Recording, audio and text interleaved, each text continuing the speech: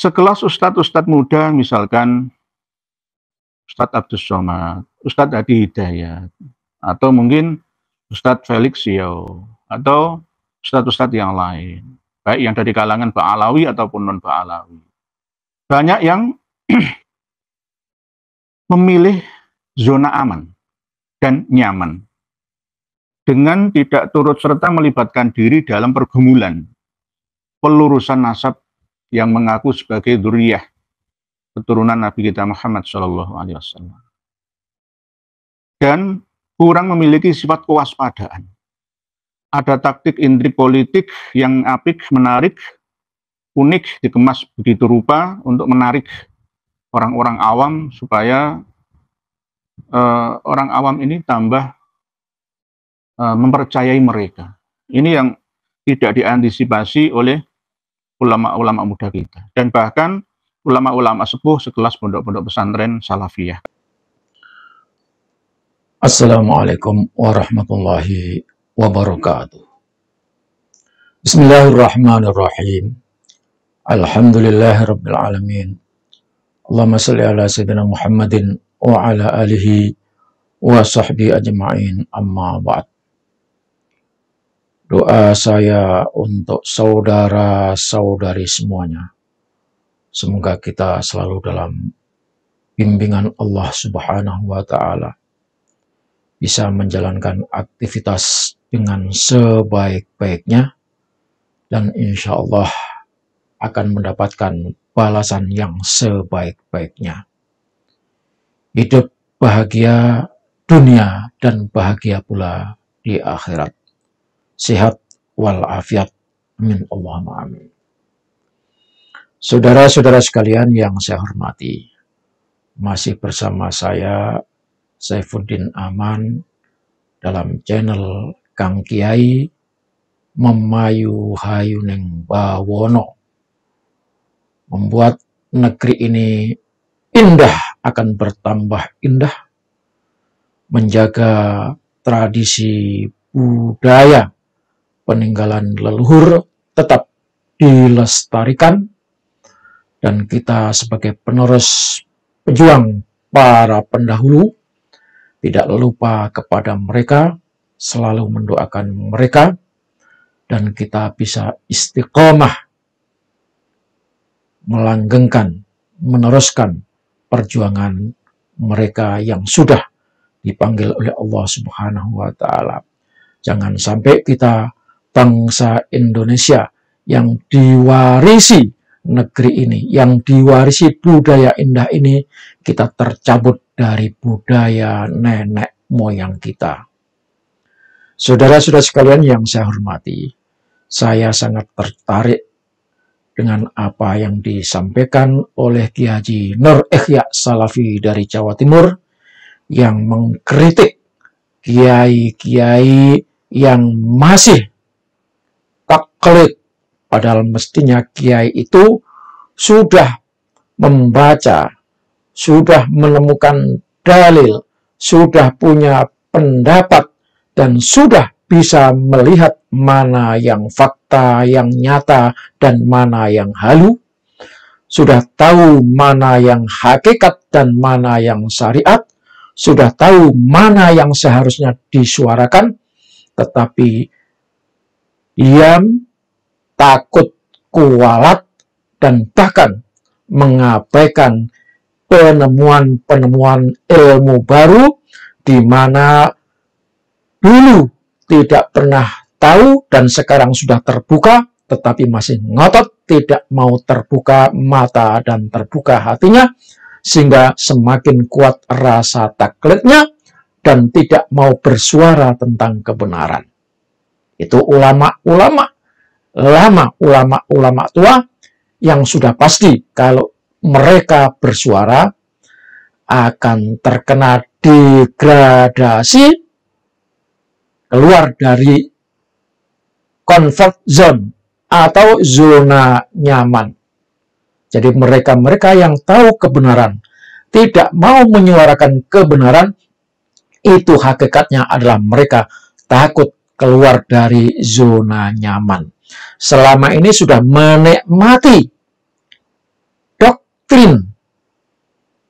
menikmati hasil doktrin dari para habib, lalu doktrin itu diterapkan kepada murid-murid dan santri-santrinya, sehingga santri-santri itu manut nurut kiainya, tidak boleh membantah, tidak boleh bertanya, apalagi menggugat.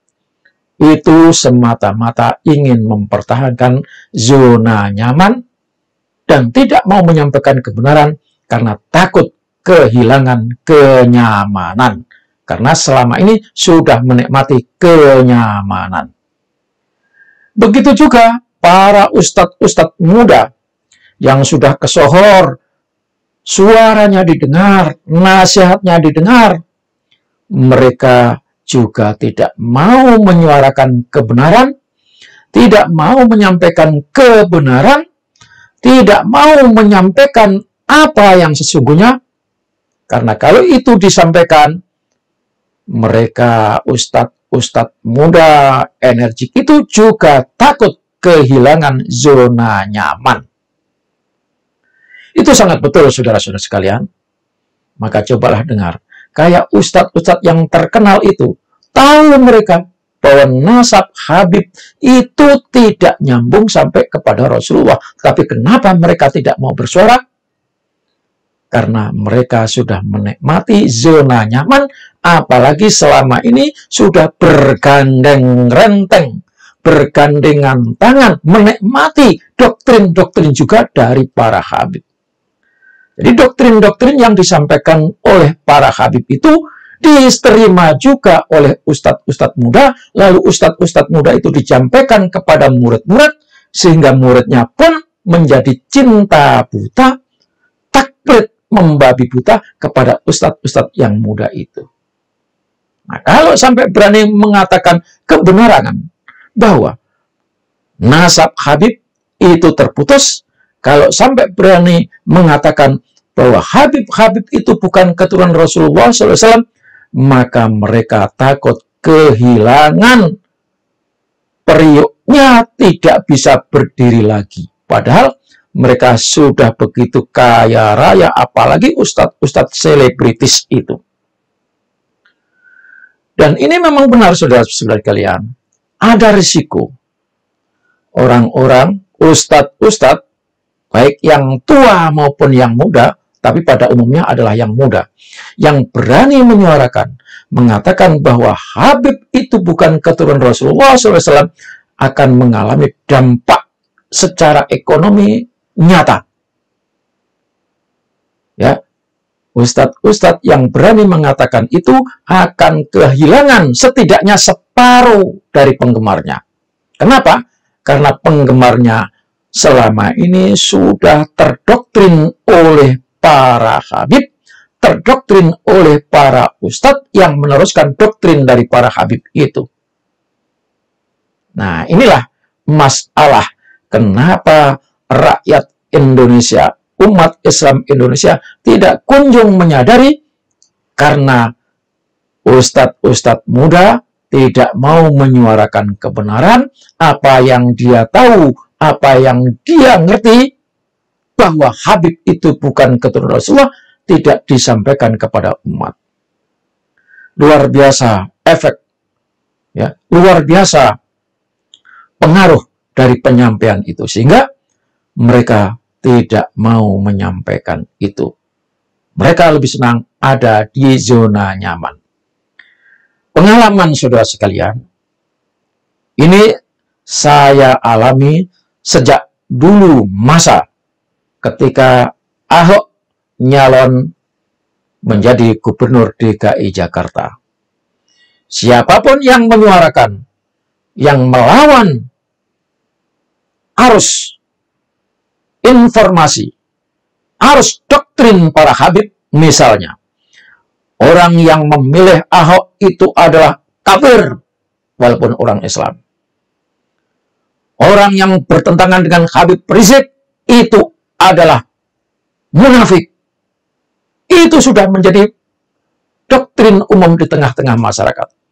Nah, ketika itu saya bersuara dengan sebaliknya.